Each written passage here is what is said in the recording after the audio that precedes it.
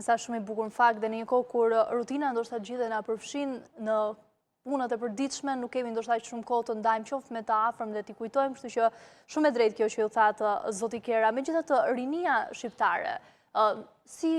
e vlerësoni ndoshta për ta përmendur si një pikë që mendoj që edhe feja trajton me shumë rëndësi, sa vëmendje i kushton qoftë lidhjes shpirtërore apo edhe këtyre parimeve që feja pra i ka shumë të rëndësishme? Unë kur shikoj këtë masivitet njerëzish, sidomos të rinj, sepse dominon ardhja e të rive në për këto lloj festash,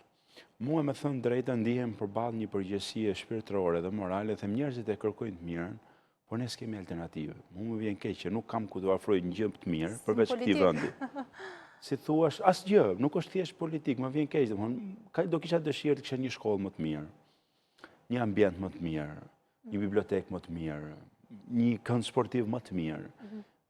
patjetër dhe foltore më të mira, patjetër podiume më të mira, teatro më të mirë, në mënyrë që të rritë, pra unë kuptoj këtë, që njerëzit e duan të mirën e ndërruar.